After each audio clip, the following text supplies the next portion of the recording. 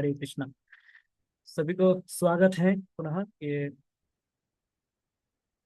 श्री कृष्ण स्वरूप चिंतन के अध्ययन में। अद्भुत है ये श्री कृष्ण स्वरूप चिंतन का अध्ययन। हम उनका चिंतन करना है और ये चिंतन किस प्रकार करना है उसका अध्ययन। गुरु महाराज की ये अद्भुत पुस्तक है, अद्भुत संकलन है। इसमें आप लोगों ने देखे होंगे, उसको भूमिका से ही पता चल गया होगा, मंगलाचरण से ही पता चल गया होगा कि महाराज इसमें भगवान के स्वरूप का 5 स्वरूप को वर्णन कर रहे हैं, जिससे भगवान का पूर्ण स्वरूप का वर्णन होते हैं। नाम, रूप, गुण, लीला, धाम। 5 नाम, रूप, गुण, लीला, धाम, ये 5 स्वरूप का वर्णन हो रहा है यहाँ पे। और महाराज एक जगह पे लिखते भी है कि ये क्या है, ये नाम से धाम तक का सफर है। हमारी ये यात्रा है नाम से धाम तक जाने का, नाम से धाम तक पहुंचना है हमें, है ये यात्रा है। इस यात्रा का क्या है, ये संगी है, ये संगी है, ये पथ प्रदर्शक है, और ये वाहक भी है। यही ले जाएंगे, यही रास्ता दिखाएंगे, यही ले जाएंगे। हाँ, ये अद्भुत ग्रंथ, अद्भुत संकलन है महाराज का। तो इसमें हमने देखा भूमिका में जो हमने चर्चा कर ली है, तो मुझे मुझे बता रहे थे कि जो अंतिम में एक श्लोक है, श्री राधिका माधवयोर पार माधुर्य लीला गुण रूप नामना प्रतीक्षणास्वादन लोलुपश्च वंदे गुरो श्री चरणारविंदम। ये अद्भुत पंक्ति का उच्चारण किया है महाराज, ये नाम रूप गुण लीलाओं के विषय में चर्चा करते हुए। किसका समाप्ति किया है ये, कि भगवान के जो अम, लीला, गुण, रूप, नाम, श्री राधिकाया माधवयो अपार। इसको यदि हम संधि विच्छेद करें इस प्रकार होगा, श्री राधिका एवं माधव, माधवयोर, इन दोनों के, श्री राधिका एवं माधव के क्या अपार, अपार अर्थात असीम, अनेकों, असंख्य, हाँ क्या है, माधुर्य लीला, उनके असंख्य माधुर्य लीला है, गुण है, रूप है, नाम, नाम नाम है। नाम रूप गुण लीला असंख्य है, इनका हम चर्चा करके समाप्त नहीं कर सकते। इनमें क्या करते हैं, प्रतीक्षणास्वादन लोलुपश्च, प्रतीक्षण इन नाम रूप गुण लीलाओं में, भगवान के नाम रूप, राधा कृष्ण के नाम रूप गुण लीलाओं में प्रतीक्षण, प्रत्येक क्षण, प्रत्येक पल क्या करते हैं, आस्वादन करते हैं। आस्वादन करने में आनंद प्राप्ति करते हैं। लोलुपश्य है, लोलुपता, लोलुपता क्या होता है कि जैसे बहुत ही एक जो ग्रीडी, ग्रीड क्या है इसमें, कि मुझे चाहिए ये।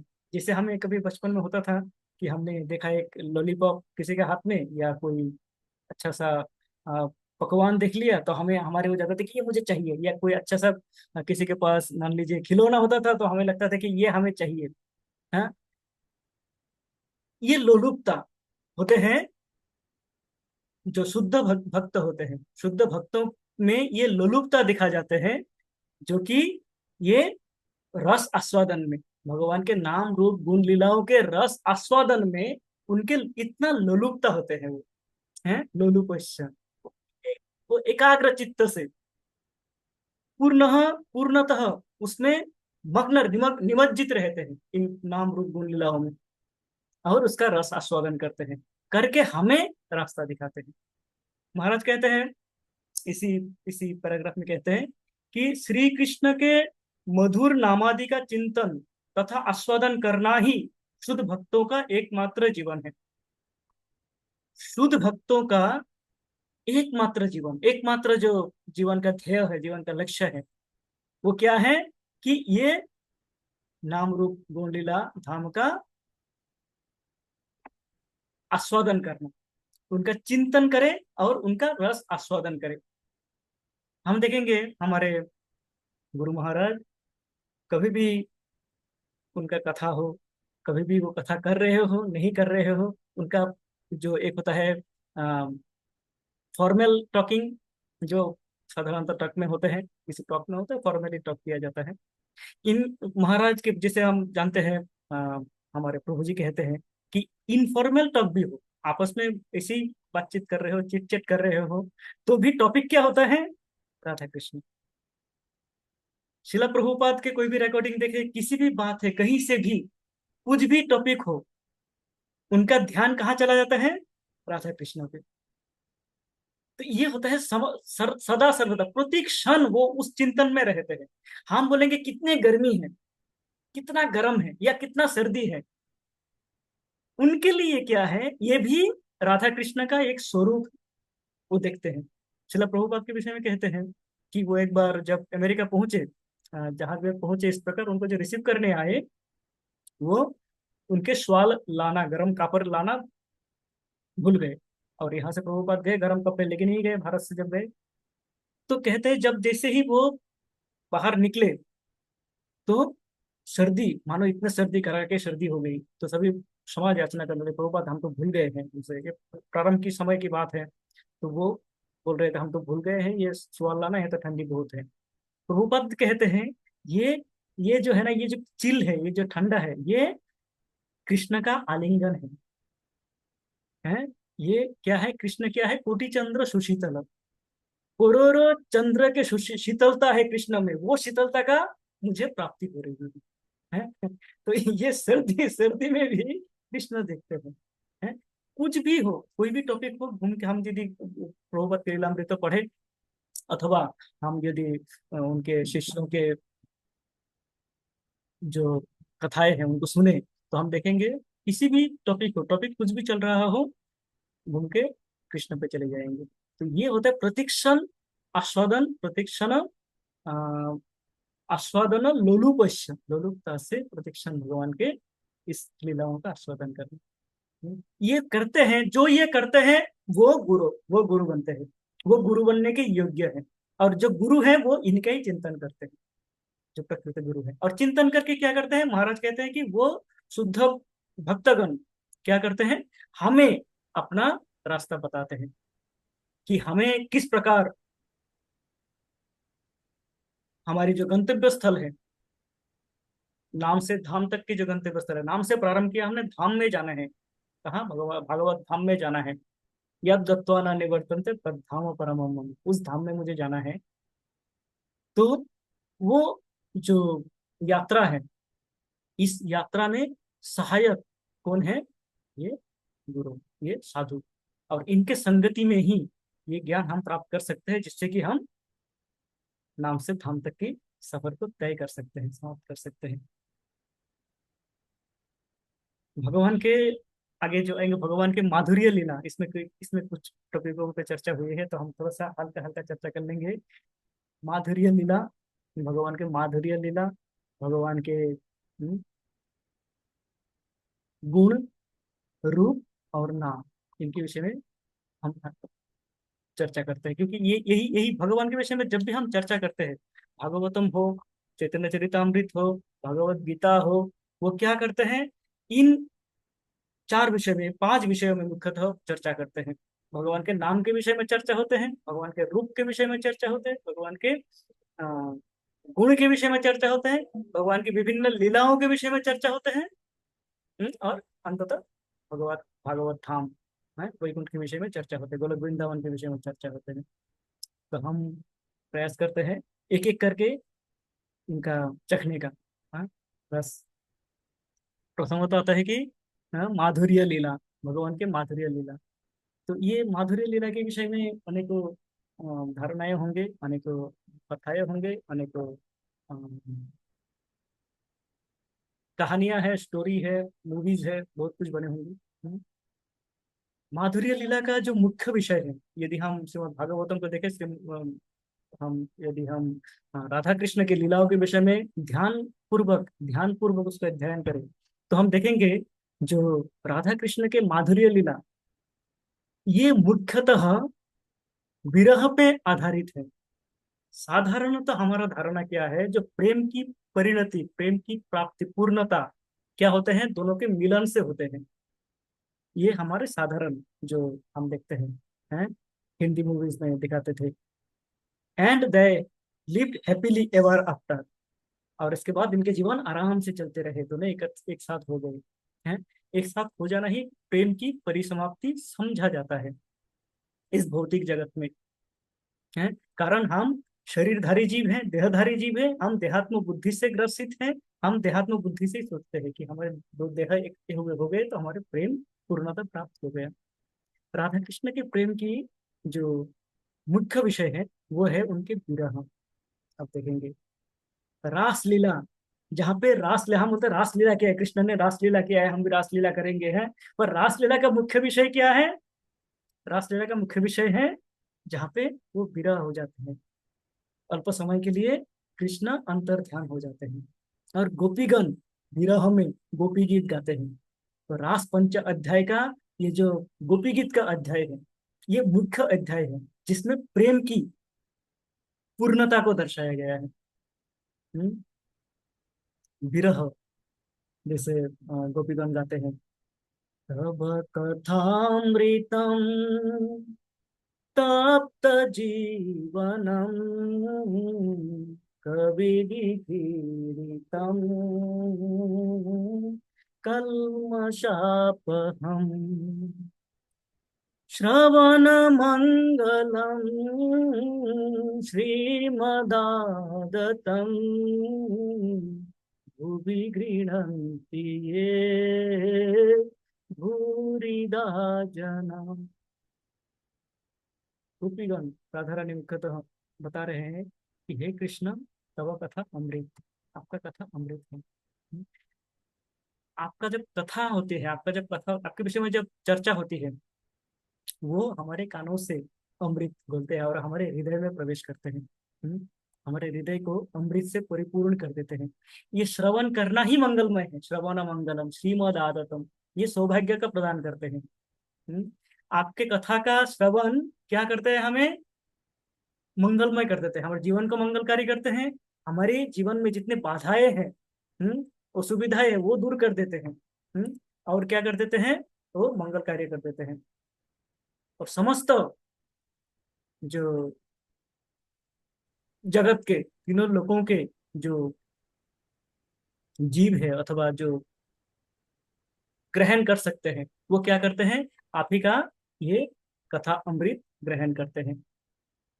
तो कौन कहते हैं? भूरिदा जना। जो जो कभी भी पीड़ितम, जो हमारे ज्ञानी गुणी जन है, जो हमारे मुनि ऋषिगण है, वही यही कहते हैं कि हमारा जीवन का ध्येय कृष्ण के अमृत कथा, कृष्ण के कथामृत का श्रवण करना, कथामृत का पान करना। इसके बाद ये रासलीला में है भगवान की माधुर्य लीला। जब माधुर्य लीला को देखने जाएंगे तो माधुर्य लीला को ध्यान रखें कि माधुर्य लीला में विरह किस प्रकार आते हैं। रासलीला में हमने देखा विरह विरह, जहाँ पे गोपीगण इस प्रकार गाते रहते हैं। और वृंदावन लीला के, कृष्ण के वृंदावन लीला के अंत में जब अक्रूर जी आते हैं, अक्रूर जी आते हैं और कृष्ण को लेके जाते हैं, उस समय, उस समय क्या विरह का भाव आते हैं उनको। जब कृष्ण जा रहे होते हैं, वो हमने ऊपर चर्चा भी किए थे, आप वो दृश्य को ध्यान कीजिए। जब रथ में कृष्ण बलराम आरूढ़ है, बैठे हैं, और अक्रूर जी रथ चला के लेके जा रहे हैं, पीछे पीछे समस्त गोपीगण आ रहे हैं रोते बिलखते। वो उस समय गा रहे हैं, अहो विधातास्तव क्वचित् दया संयज्य मैत्रा प्रणयेन देहिना तंश्चाकृतार्थान् वियुनं शपार्थकम् विक्रीडितं ते अर्भकचेष्टितं यथा। वो कहते हैं, अहो विधाता, हे विधाता, हे सृष्टिकर्ता, हे ब्रह्मा, हाँ, ना तो वह क्वचित दया, आपके हृदय में बिंदु मात्र भी दया नहीं है कि, हाँ, ना तो वह क्वचित दया, आपके हृदय में बिंदु मात्र भी दया नहीं है। संयोज्य मात्र प्रणयन देहिनम, आप क्या करते हो? मैत्री, प्रणय, प्रेम के साथ में अपने संयोज्य युक्त तो किया हमें कृष्ण के साथ में, हमें युक्त कर दिए कृष्ण के, कृष्ण से प्रेम, कृष्ण के प्रेम में हमें, हम युक्त हो गए कृष्ण से प्रेम भाव से, कृष्ण से हमने प्रेम कर लिए, अपना समस्त हमने कृष्ण को सौंप दिए, हमारा घर परिवार समस्त छोड़ के हम कृष्ण के लिए आ गए, सब कुछ कृष्ण पे, हम कृष्ण के लिए हमने त्याग दिए। पर क्या हुआ, आपने जब ये हमारा प्रेम फलीभूत होना था, उस समय आप कृष्ण को हमसे विलग कर रहे हैं? यदि हमें विलग ही करना था तो हमने अपने प्रेम भाव से मिलाया क्यों, वो मैत्री भाव क्यों दिया, क्यों हमें कृष्ण से मिलाए, क्यों कृष्ण के लिए हमारी प्रेम भावना को जागृत किए? ये किस प्रकार की सृष्टि है आपकी? आप तो उस बच्चे के जैसा कर रहे हो, कह रहे हैं कि विक्रीडितम ते अर्भक चेष्टितम यथा, आप तो उस बच्चे की तरह कर रहे हो, जो बच्चे अपना खेलते हैं, खेलते हुए दो पुतलों को साथ में लाते हैं और फिर जब खेल समाप्त हो जाता है वो दोनों पुतला अपने अपने घर लेके चले जाते हैं। आप उस बच्चे के, मानो आप उस बच्चे के जैसे खेल रहे हो हमारे साथ, हमारे हृदय के साथ। हमने तो कृष्ण से प्रेम किया, हमने तो कृष्ण को सब कुछ न्यौछावर कर दिए, और इस समय आप कृष्ण को हमसे दूर कर रहे हैं। माधुर्य लीला। हम्म,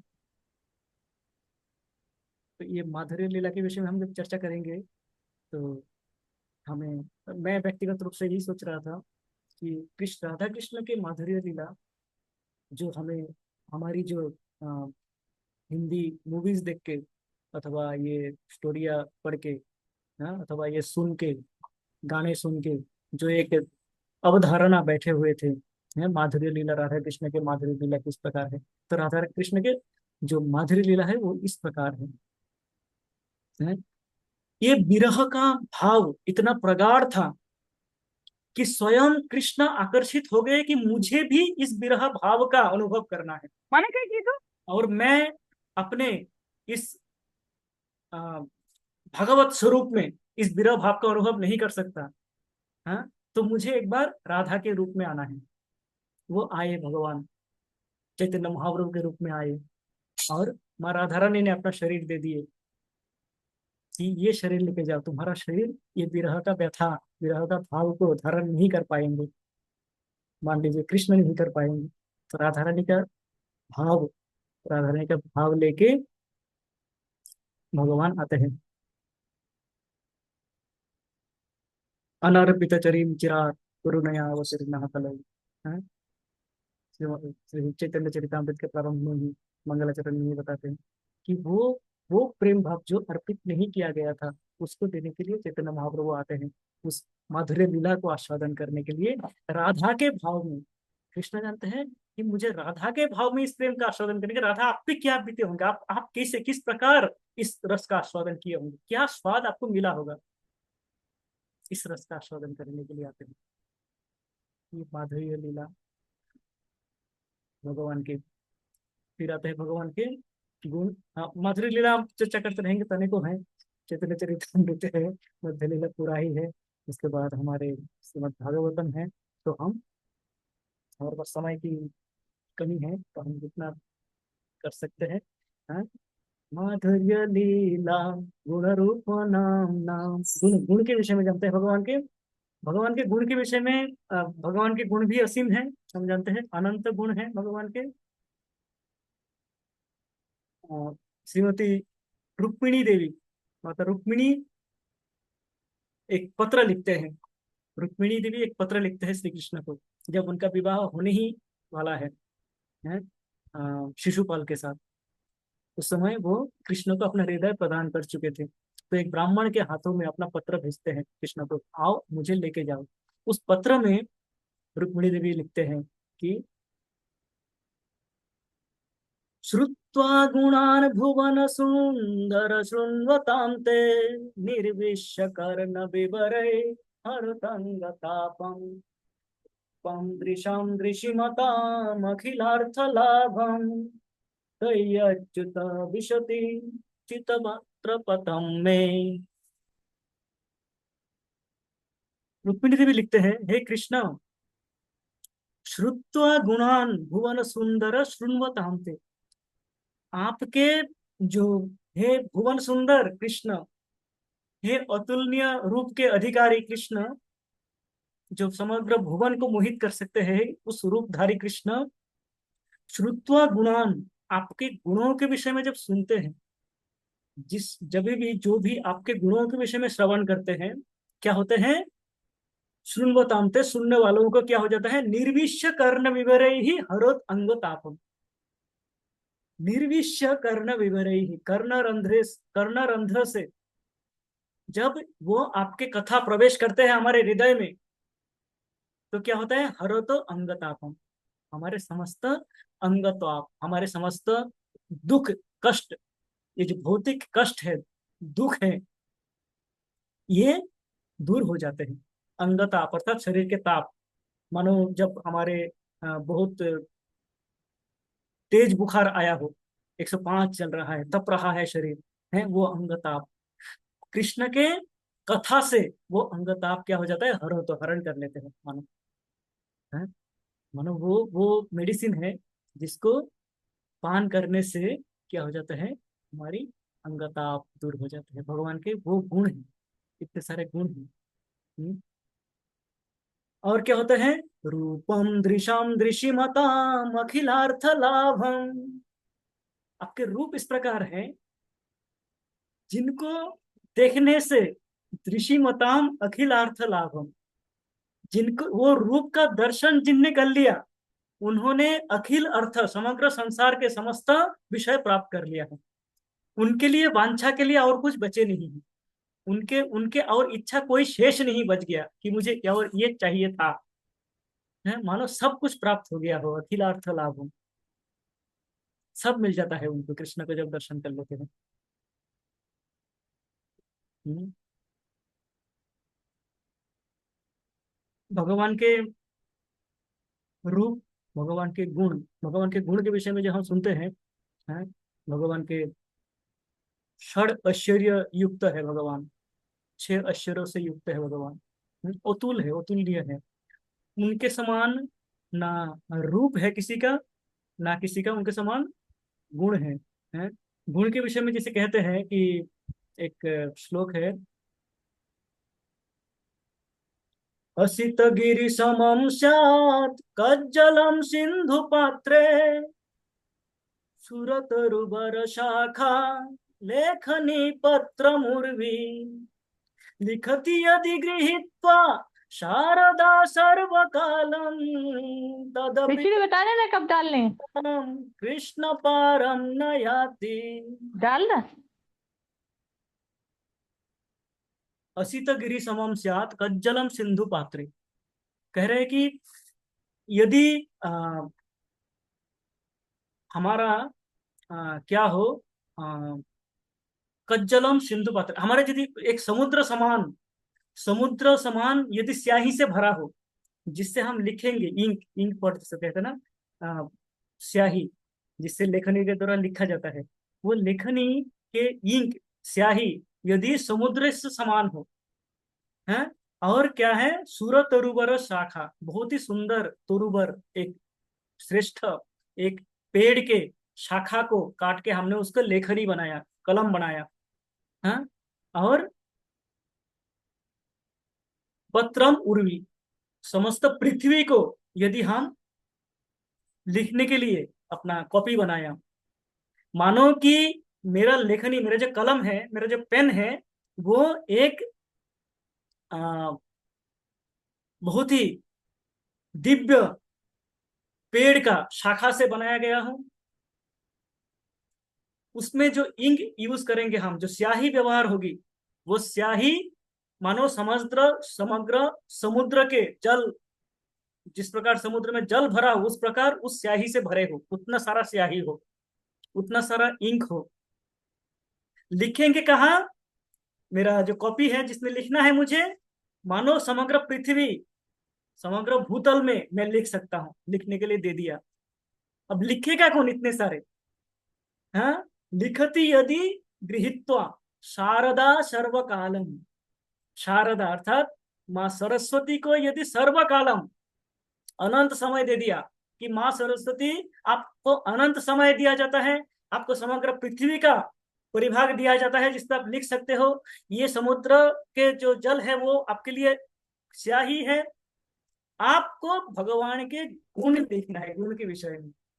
तो क्या होगा, तदपि तव गुणानाम कृष्ण पारम न याति। कहते तथापि हे कृष्ण, आपके गुणों को हम लिख के समाप्त नहीं कर पाएंगे।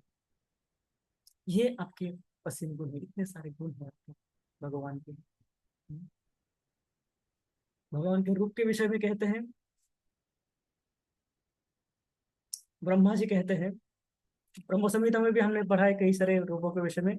एक तो श्रीमद् भागवतम में ब्रह्मा विमोहन लीला के बाद में ब्रह्मा जी कहते हैं, नौमिड्यते अभ्रवपुषे तडितंबराय गुंजावतं सपरिपिच्छल सन्मुखाय वन्यसृजे कवलवेत्र विषाणवेन लक्ष्म श्रिये मृदुपदे पशुपांगजाय। भगवान के वो रूप का वर्णन कर रहे हैं, बाल रूप का। ब्रह्मा जी कह रहे हैं कि नौमिड्यते अभ्रवपुषे, नौमिड्यते नमस्कार आपको, आपको प्रणाम, आपको नमन है। किनको, ते आपको, अभ्र बपुषे जिनका शरीर क्या है, श्याम वर्ण है, मेघ के वर्ण है, और क्या है, तड़ित अंबर आय, और जो अपने पीले वस्त्र परिधान करे हुए हैं, लग रहा है मानो कि आकाश में बादल हो और बादल में बिजली चमक रहे हो, तड़ित अंबर आय।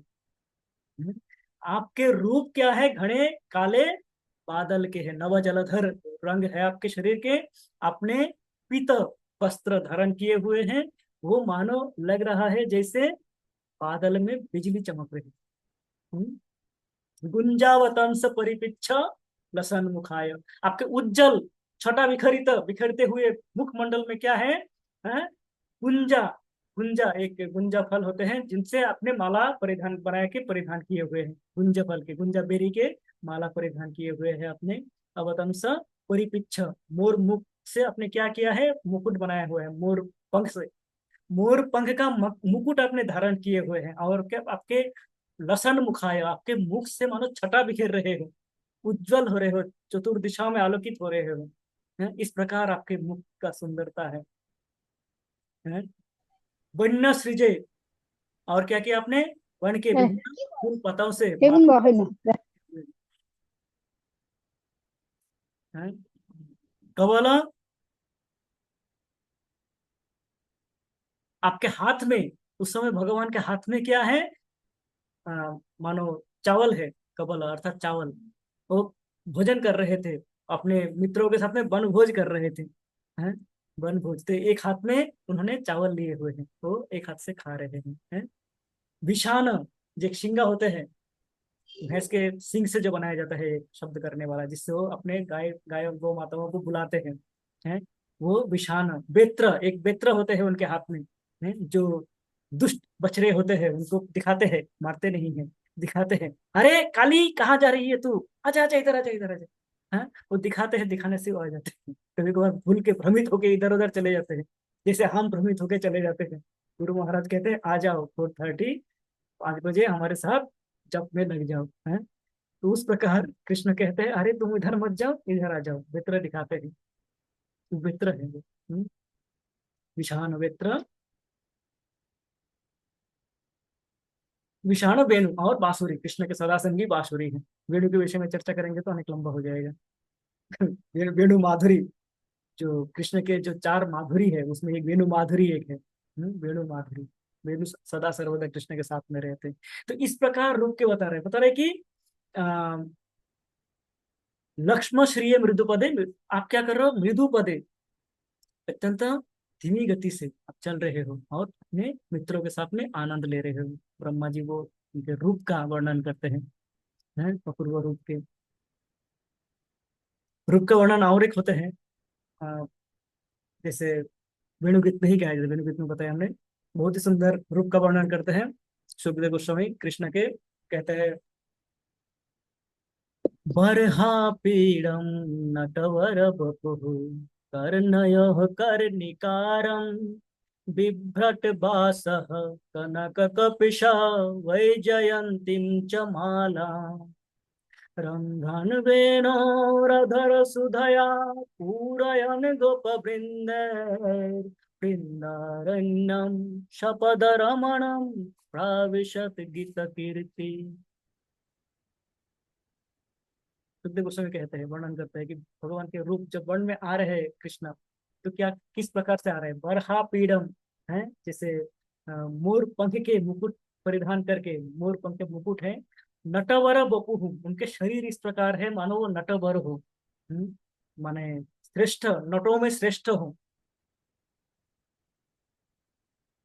कर्णयो कर्णिकारम, उनके कानों में कर्णिका फूल के क्या बोलते हैं उसको, कान के दुल, क्या कहते हैं उसको, कान के ये कुंडल कुंडल। कुंतल, कुंतल, हाँ, वो परिधान किए हुए हैं। बिभ्रट बासः कनक कपिश, उनके जो सुंदर परिधान किए हुए हैं बास, वो क्या है, कनक कपिश है, गोल्डन येलो। कनक अर्थात सोना, कपिश अर्थात पीला है। तो एक क्या होता है भगवान के, पूरा पीले भी नहीं होते हैं, वो क्या होता है, कनक कपिश। स्वर्णिम स्वर्णिम पीताम्बरधारी जो होता है, पीता वस्त्र है पर मानो सोने का झलक है उसमें, उस प्रकार के वस्त्र आपने परिधान किए हुए हैं। वैजयंतीम च माला, वैजयंती माला परिधान किए हुए हैं। वैजयंती माला एक विशेष माला होते हैं जो 5 प्रकार के विशेष फूलों से बनाए जाते हैं, वो माला भगवान परिधान करते हैं, वैजयंती माला, जो कि विजय का प्रतीक है। रंधन वेणोरधर सुधया पूरयन गोप वृंद, रंध्रान वेणुर अधर सुधया।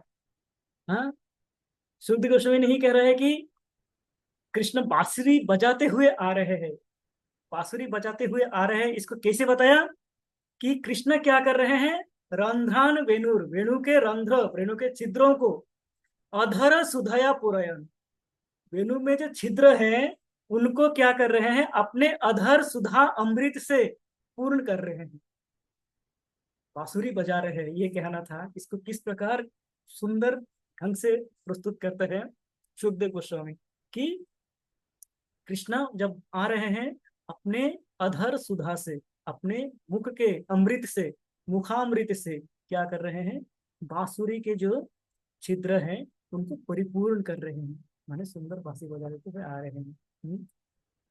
गोप वृंदेर, गोप वृंदों के साथ में, अपने गोप सखाओं के साथ में, असंख्य गोप सखाए हैं, सखाओं के साथ में वो निकल के आ रहे हैं। और क्या कर रहे हैं, वृंदारण्यम, वृंदा अरण्य अर्थात वृंदावन में स्वपद रमणम, नंगे पांव आ रहे हैं। वृंदावन लीला में कृष्ण जूते परिधान नहीं करते, हम वो लीला जानते हैं, जूते परिधान नहीं करते हैं, अपने चरण स्पर्श वृंदावन को प्रदान करते हैं। इसके लिए कहते हैं कि वृंदावनम सखी भुवो वितनोति कीर्तिम, यद देवकी सुतपदाम्बुज लब्ध लक्ष्मी। कहते हैं वृंदावन तो धन्य हो गया, और वृंदावन धन्य हो गया, वृंदावन ने पृथ्वी माता को धन्य कर दिया। क्यों, क्या कर दिया, क्या ऐसा हो गया कि वृंदावन में कृष्ण इस समय अपने चरण स्पर्श प्रदान कर रहे हैं। वृंदावन को चरण, भगवान के चरण का स्पर्श प्रदान हो रही है, जहाँ पे भगवान अपने जूते नहीं पहने हुए, चरण के स्पर्श प्रदान कर रहे हैं। हम्म, वो वृंदावन शपथ रमनम प्राविशद गीत कीर्ति, गाते हुए बजाते हुए आनंद के साथ भगवान क्या कर रहे हैं, वृंदावन में प्रवेश कर रहे हैं। भगवान के रूप, वो माधुर्य, वो रूप के विषय में हम ध्यान कर सकते हैं, रूप के विषय में हम अपना ध्यान लगा सकते हैं कि किस प्रकार सखाओं के साथ में आनंद करते हुए भगवान वन में प्रवेश कर रहे हैं। उसका हमें एक प्रकार, इस प्रकार वर्णन किया कि जैसे हम देख पाए उसको। तो क्या हो गया, माधुर्य लीला, गुण, रूप, रूप हो गया, नाम, नाम के विषय में हम एक दिन चर्चा करते हैं। महाराज कल परसों भी कह रहे थे कि क्या है हमारा कलो नास्ति एव हरेर नाम, हरेर हरे राम। हरेर नाम केवलम, कलो नास्त्येव नास्त्येव नास्त्येव गतिरन्यथा। कलयुग में और कोई गति नहीं है, भगवान का नाम ही एकमात्र गति है। भगवान के नाम से ही हम क्या कर सकते हैं, धाम तक पहुंच सकते हैं। नाम के बिना और कोई अन्य कोई पंथा, अन्य कोई रास्ता, हम समग्र भगवत गीता पढ़ेंगे तो हम यही देखेंगे कि भगवान के बिना अन्य कोई रास्ता हमें भगवान तक लेके नहीं जा सकते। भगवत धाम जाने के लिए भगवान के नाम ही एकमात्र आसरा है, वही एकमात्र आश्रय है जिनके द्वारा हम भगवान के धाम पहुंच सकते हैं। और इसके विषय में हमारे इस महाराज के ग्रंथ में चर्चा हुए हैं, और हम हमारा सौभाग्य है कि हमें इसको अध्ययन करने का अवसर मिल रहा है। तो आगामी आज आने वाले कल से इसका प्रथम अध्याय शुरू होगा, प्रारंभ होगा। तो आप सभी जन कृपया आए, इसका लाभ ले, प्रभु जी के श्रीमुख से इसको सुनने का अवसर प्रदान होगा हमें। और हम, हमारा ये सौभाग्य है कि हम इसका लाभ उठा पाएंगे, पा रहे हैं। तो आज हम यहीं पे समाप्त करते हैं। अभी इसमें इसको ये महाराज के ग्रंथ है, इसको विश्लेषण करना अथवा इसको समझाना ये मेरे क्या कहते हैं इसको हिंदी में, मेरे बस का नहीं है। मुझ में वो योग्यता नहीं है कि मैं इसका वर्णन कर पाऊँ। तो हम कल से इसका श्रवण प्रभु जी से प्रारंभ करेंगे, इसी आशा के साथ। वाञ्छाकल्पतरुभ्यश्च कृपा सिन्धुभ्य एव च पतितानां पावनेभ्यो वैष्णव